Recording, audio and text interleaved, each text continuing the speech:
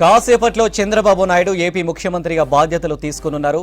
సచివాలయం వెళ్లే దారిలో రాజధాని రైతులు బాబు గారికి స్వాగతం పలికారు. 10 టన్నుల పూలతో దారి పొడవునా స్వాగతం పలికారు. వెంకటపాలెం మందడ మధ్య ఉన్న సీడ్ యాక్సెస్ రోడ్లో మానవహారంగా ఏర్పడి వివిధ రకాల పూలతో స్వాగతం పలుకుతున్నారు రైతులు. చంద్రబాబు నాయుడు 5 ఫైళ్లపై తొలి సంతకం చేయనున్నారు. మెగా డిఎస్పై తొలి సంతకం, పెన్షన్ల పెంపుపై 2వ సంతకం, ల్యాండ్ టైటిల్ యాక్ట్పై 3వ సంతకం చేయనున్నారు. ఇక స్కిల్ డెవలప్మెంట్ సెంటర్లపై 4వ సంతకం చేయనున్నారు చంద్రబాబు.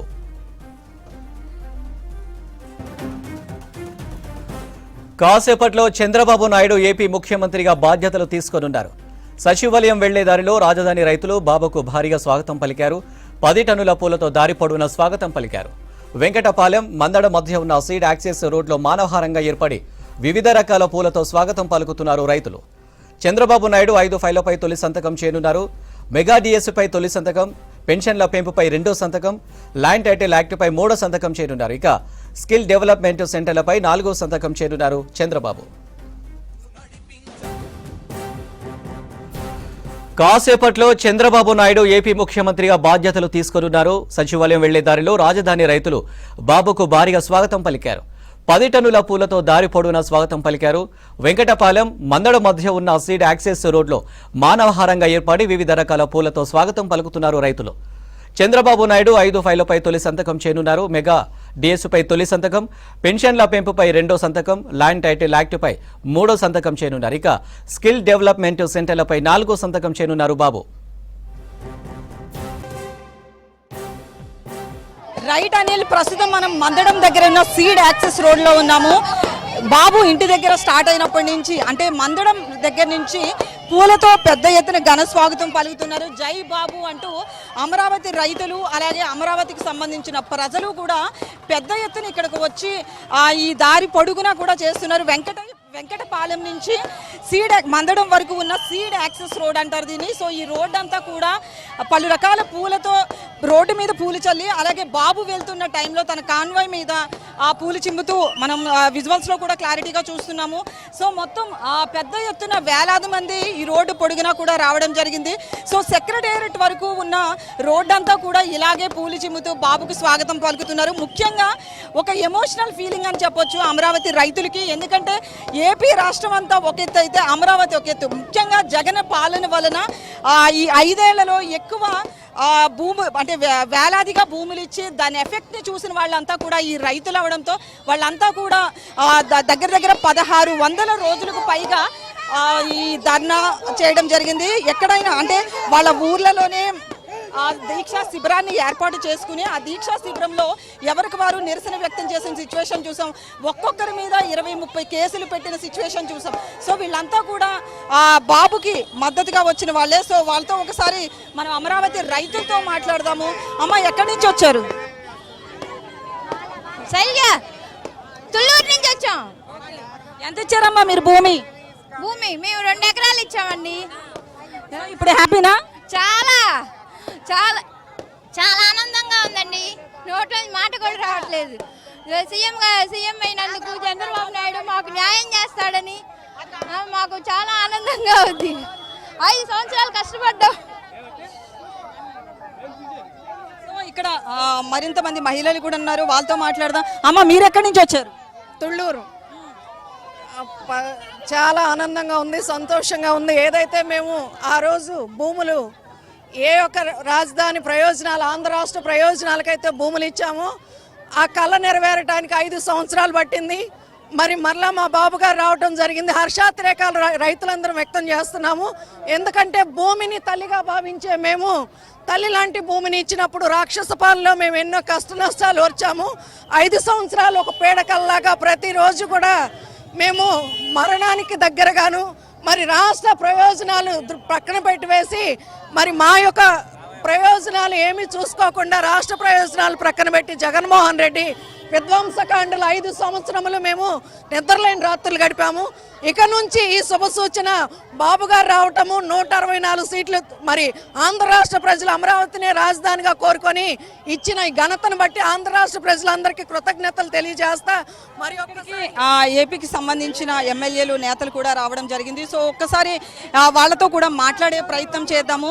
బాబు ఇప్పుడే కాన్వాయ్ ఇటు వెళ్ళడంతో ఇక్కడ ఒక్కొక్కరిగా ఇప్పటికే సెక్రటేరియట్కి మంత్రులంతా కూడా వెళ్ళిన సిచ్యువేషన్ చూసాం. వెనకాల కొంతమంది వెళ్తున్నారు. సో ఒక్కసారి వాళ్ళతో కూడా మాట్లాడే ప్రయత్నం చేద్దాము. సో ఈరోజు చంద్రబాబు నాయుడు గారు నిన్న ప్రమాణ స్వీకారం చేసిన తర్వాత మొట్టమొదటిగా సెక్రటేరియట్కి వస్తూ తన బాధ్యతలను చేపడుతున్నారు. మరి దాని కొరకు అమరావతి రైతులు అందరూ కూడా స్వచ్ఛందంగా వచ్చి తమ యొక్క ఆవేదన ఏ విధంగా ఉందో, పాతకాలంలో గత ప్రభుత్వం ఏ విధంగా మమ్మల్ని కేసులు వేసి జుట్టులాగి మరి రోడ్ల మీద వేశారో, మరి చంద్రబాబు నాయుడు గారు వచ్చిన తర్వాతనే అమరావతి అభివృద్ధి జరుగుతుందని టెంట్లు కూడా 1631 రోజులు ధర్నా పాయింట్స్ని కూడా క్లోజ్ చేసి ఈరోజు ఘనంగా మరి విజయోత్సవ ర్యాలీ చేస్తున్నారు. ఈరోజు మరి 164 సీట్లు ఏదైతే వచ్చినాయో అవన్నీ కూడా క్లియర్ మ్యాండేట్. ఎందుకంటే ప్రజలు గ్లాస్లో పసుపు తీసుకొని మరి తామర పూలతో ఏ విధంగా ఎన్డీఏ ప్రభుత్వానికి క్లియర్ కట్గా మ్యాండేట్ ఇచ్చారో ప్రజలు ఎంత కసిగా ఉన్నారో తెలుస్తుంది. ఎందుకంటే మరి ఎప్పుడైతే నేను ఈ యొక్క సైకో ప్రభుత్వాన్ని ఎదిరించి మొట్టమొదటిగా వస్తే ఈరోజు అమరావతి రైతులు స్వచ్ఛందంగా మరి ఏ విధంగా వాళ్ళ ఓట్లేసి ఈ యొక్క ప్రభుత్వాన్ని ఇంటికి పంపారో మీరు చూశారు. 11 సీట్లతో ఎక్కడైనా సీఎం 11 సీట్లు గెలుస్తాడా అండి? అంటే ఏంటంటే ఈరోజు ఈ యొక్క 11 సీట్లతో మైండ్ బ్లాక్ అయి తాడేపల్లి కొంపలో కూర్చున్నాడు. ఈరోజు ఉన్న ఎమ్మెల్సీలు కూడా ఏ విధంగా కాపాడుకోవాలని సమీక్షలు చేస్తున్నాడు. ఈ సమీక్షలు ఏదో ఈ ఎమ్మెల్యేస్ ఎవరో వీళ్ళందరితో కూడా ముందుగా కలిసి మరి ఎవరు సీట్లు వాళ్ళకి ఇచ్చి వెళ్తే అమరావతిని టచ్ చేయకుండా అమరావతి అభివృద్ధి చేసి పోలవరంని కట్టించి ఇలా అది మొత్తానికైతే కనుక జగన్ పాలనకు అంతం పలికారు అని ఇక్కడ వాళ్ళు అయితే చెప్తున్న పరిస్థితి కనిపిస్తుంది. సెక్రటేరియట్లో 4 గంటల 41 నిమిషాల కంటే మరి కాసేపట్లో సీఎం చంద్రబాబు ఛార్జ్ తీసుకోవడం అనేది జరుగుతుంది. ముందు చెప్పినట్లుగానే 5 ఫైల్స్ మీద సీఎం చంద్రబాబు తొలిసారిగా సంతకం చేయబోతున్నారు. ఒకసారి మనం ఆ ఫైల్స్ డీటెయిల్స్ కనుక చూస్తే ఇప్పటికే హామీలు అంటే ఎన్నికల్లో ఇచ్చిన హామీల ప్రకారంగా తొలి సంతకం అనేది మెగా డిఎస్సి మీద చేస్తున్నారు. లాస్ట్ 5 ఇయర్స్లో మనం చూస్తే ఏపీలో ఎక్కడా కూడా ప్రభుత్వ ప్రైవేటు ఉద్యోగాలు కూడా ఎక్కడా రాని పరిస్థితి. ఇప్పటికీ కూడా హైదరాబాద్తో సహా ఇతర రాష్ట్రాలు ఇతర దేశాలకే వెళ్తున్న సిచ్యువేషన్ ఉంది. దాంతో మెగా డిఎస్సిని తీసుకురావడం జరుగుతుందని బాబు ఆ మొదటి ఫైల్ మీద సంతకం పెడుతున్నారు. అలాగే జగన్కి కొంతవరకు వ్యతిరేకత అమలవడానికి కారణం ల్యాండ్ టైటిలింగ్ యాక్ట్ అనేది. సో ల్యాండ్ టైటిలింగ్ యాక్ట్కి వ్యతిరేకంగా కూడా దాన్ని రద్దు చేస్తున్నట్లుగా మరో సంతకం అనేది పెట్టడం జరుగుతుంది. అలాగే 3వ సంతకం సామాజిక పెన్షన్. అంటే ఇప్పటికే జగన్ ప్రభుత్వం ఇక్కడున్న వృద్ధులందరికీ కూడా 3000 రూపాయల పెన్షన్ అనేది ఇవ్వడం జరుగుతుంది. సో ప్రతి ఒక్కరికి కూడా 3000 కాకుండా ఇకపై మరొక 1000 పెంచుతూ 4000 రూపాయలు అందిస్తామని చెప్పి దాని మీద ఆ ఫైల్ మీద కూడా మరో సంతకం. అలాగే అన్నా క్యాంటీన్ మీద కూడా ఇంకొక సంతకం. ఇక చివరిగా నైపుణ్యం అంటే స్కిల్ సెన్సెస్ అనే ఒక కేసు చంద్రబాబు మీద పెట్టారు కాబట్టి ఆ కేసుని కొట్టివేసే విధంగా దాని మీద కూడా ఆ ఫైల్ మీద కూడా సంతకం అనేది చేయడం జరుగుతుంది అని. సో ఇంకా మన దగ్గర హారతి ఇవ్వడం అంటే బాబుకి హారతి ఇచ్చిన మనం సిచ్యువేషన్ కూడా చూస్తున్నాము. సో వీళ్ళంతా కూడా బాబుకి వెళ్తున్నప్పుడు కాన్వాయ్కి హారతి ఇచ్చి బాబుకి బొట్టు పెట్టిన సిచ్యువేషన్ కూడా ఉంది. సో అమ్మ ఎక్కడి నుంచి వచ్చారు? తుళ్ళూరు నుంచి అండి. 5 సంవత్సరాల నుంచి ఈ జగన్ ప్రభుత్వం వల్ల ఇబ్బందులు పడ్డామండి. ప్రతి ఒక్కళ్ళ మీద కేసులు, ప్రశ్నిస్తే కేసులు, భూములు ఉచితంగా భూములు ఇచ్చి మేము త్యాగాలు చేసి ఎన్నో ఇబ్బందులు పడ్డామండి ఇన్ని రోజుల నుంచి.